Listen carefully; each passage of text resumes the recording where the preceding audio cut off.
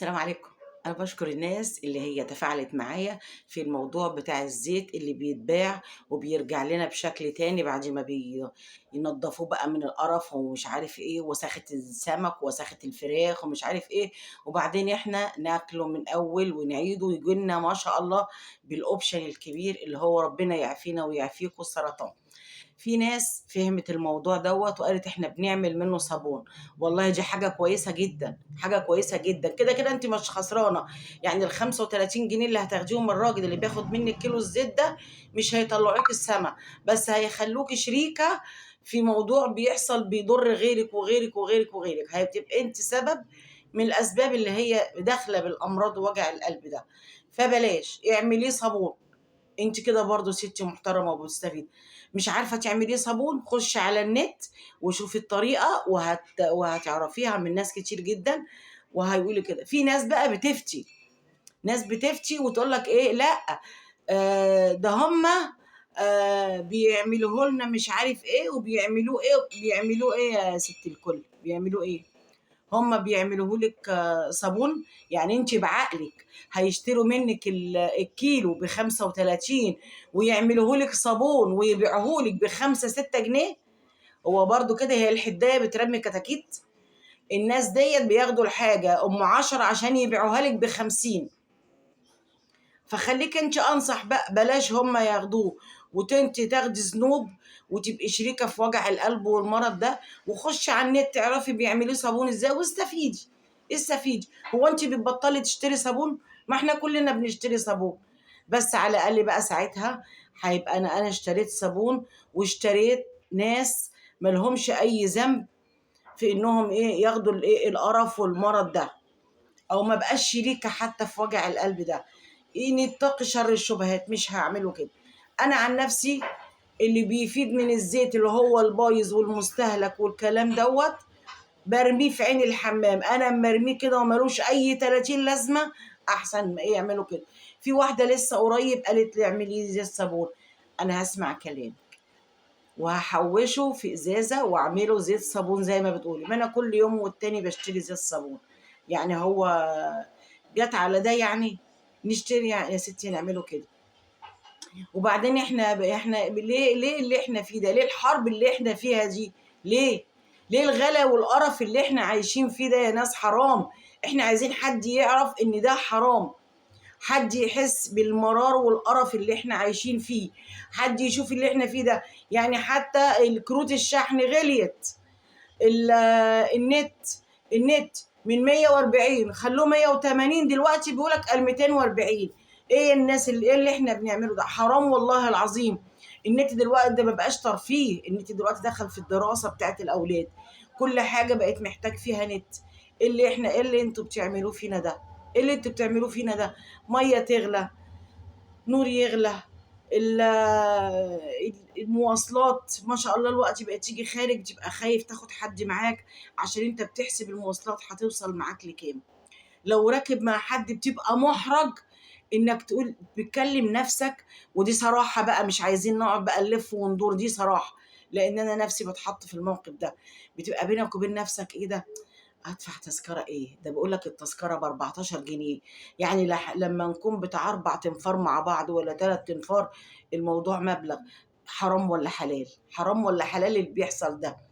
ليه كل البلاد بقت تتنقّض علينا دلوقتي وتقول لك مصر فيها، مصر فيها، مصر فيها، مصر اللي كانت فوق راس العالم دلوقتي بقت لبانة في بُقّهم، مصر حاصل فيها إيه ومصر حاصل فيها إيه، في إيه؟ مش عايزين أكتر من كده، ده اللي بيحكمونا مصريين. اللي بيحكمونا مصريين، أنت ليه بتتحكموا فينا بالطريقة دي؟ ليه؟ ليه ما فيش خوف من ربنا؟ ما فيش خوف من ربنا ليه؟ ليه الناس كلها ده الناس بتشتكي من أتفه الأسباب دلوقتي، الناس بقت تشتكي من إنها مش عارفة تاكل، مش عارفة تاكل، زيت، زيت، مكرونات، فراخ، سمك، لحمة، إيه يا جدعان اللي إحنا فيه ده؟ ده أكتر حاجة كانت بالنسبة لنا الأكل ده، ده إحنا كنا بلد الكرم، كنا بلد الكرم. نفسي إن إحنا نفضل بلد الكرم، نفسي نفضل زي ما إحنا كده، ودايمًا كل الناس تقول مصر بلد الخير وبلد الكرم وأم المصريين، لكن احنا لما نيجي خارجين، انا عن نفسي بقى، اما بكون عندي مشوار مهم بقعد احسب مواصلاتي ساعات، والله العظيم ما برضاش اخد بنتي عشان عارفه ان المواصلات هتتضرب في اتنين. يعني لما ارجع اروح حته مشوار مثلا ويكلفني في المواصلات 60 70 جنيه، حرام. ليه؟ ليه انتوا عايزين تحبسونا في بيوتنا؟ اكتئاب، جبتوا لنا اكتئاب، جبتوا لنا الوقت الواحد لو جاله شويه برد ما بيقدرش على علاجهم. دلوقتي البرشام والعلاج اتضاعف في أثمانه. ما بقاش الكلام ده كله. الواحد وقت لو رجله راجعه بيربطها، لكن اروح الاجزخانه اجيب علاج كالسيوم، ولا اجيب مش عارف ايه، ولا اجيب ايه.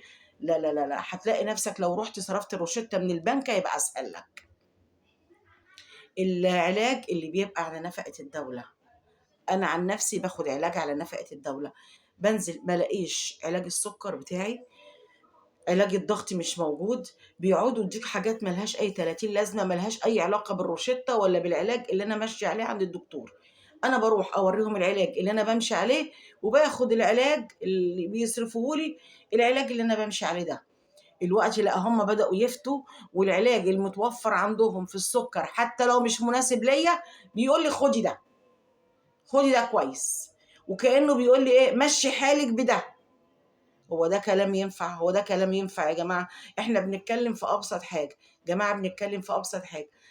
تعب، مرض مش لاقيين للعلاج بتاعه، بس احنا فرحانين بإيه؟ أصل احنا بنطلعه لإخواننا المنكوبين، بنطلعه مش عارف إيه. ما عنديش أي مانع يطلع يا عم، على عيني وراسي، بس وفر لنا هنا كفايتنا، وفر لنا كفايتنا، والباقي فرقوا في الشارع. روحوا اقفوا على باب السيده زينب كده والسيده نفيسه وفرقوه، بس احنا يبقى عندنا كفايتنا. اما نطلع نتبرع لكل الناس اللي في الدنيا وعربيات تحمل وتديهم، احنا ما نبقاش محتاجين المواد الغذائيه اللي بتطلعوا تفرقوها والكلام ده كله. احنا ما بنقولش لا، بس هل موجود كفايتنا؟ موجود الكفايه بتاعتنا؟ انتوا بتيجي تتكلموا دلوقتي بتقول لك زياده المعاشات ربطوا لنا على 15%، تغلي لي الحاجه 50% وتفرحني كل سنه ب 15%. انتوا مستنيين ايه؟ الواحد دلوقتي بقى لما حد يموت والله العظيم بقينا نقول يا بخته، يا بخته، ده اترحم من القرف اللي احنا فيه. هو كده ربنا رحم وربنا كرمه. انتوا عايزيننا ايه بقى؟ عايزيننا نبقى عايشين على وش الدنيا ونتمنى الموت عشان نرتاح من اللي احنا فيه؟ طب انتوا بقى هتروحوا فين من ربنا؟ انا بقول كلامي ده للكل لكل واحد ما بيراعيش ربنا في المركز اللي هو فيه، من كبير لصغير. اللي سايب الدنيا سبهلله وبيقول لك اصل ديت مش دي مش تخصصي، لا ده تخصصك، لان في اداره وفي رقابه. يا ريت يتحركوا، يا ريت. رقابه ايه وبتاعت ايه؟ وبعدين يقول لك اصل احنا هنشيل التموين. تموين ايه؟ هو بقى في تموين؟ التموين الاول كنا بنعمل حسابه ونروح نشيل شنطه قد كده تموين كان بيكفينا الشهر كله.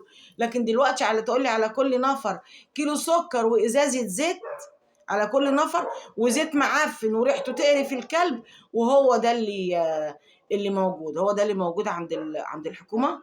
ولا هو ده اللي مسرحين الناس في الشارع تلمه عشان خاطر في الاخير احنا نتسمم بيه؟ عشان احنا نتسمم بيه في الاخر. ما بقاش في كده، ما بقاش في ضمير. والله العظيم يا جماعه في حساب عند ربنا، في حساب عند ربنا. والحمد لله احنا هنتسأل عن نفسنا بس، لكن انتوا هتسألوا على كل اللي انتوا عاملينه في الناس ده. من اول المعاشات اللي زي الزفت والناس مش لاقيه تاكل، من اول لغايه غلو الاسعار، لغايه الناس اللي زهقت وطهقت من عيشتها وبقت تتمنى الموت، لغايه الحاجات اللي احنا مش عارفين نجيبها، حتى العلاج مش عارفين نجيبه. معرفش انتوا بتعملوا فينا كده ليه. الله يبارك لكم، الله يبارك لكم شويه ضمير. انا مش خايفه عليكم، انتوا عندكم عقل، لكن انا خايفه على واحده بس، انا خايفه على بلدي. مش عايزين نعيد الكره تاني بتاعت 25 يناير. الله يهديكم، الله يهديكم. اصحوا وافتكروا ان في ربنا، افتكروا ان في ربنا بس، وربنا قادر يخفس بيكم الارض. اتقوا الله، اتقوا الله، الله يبارك لكم.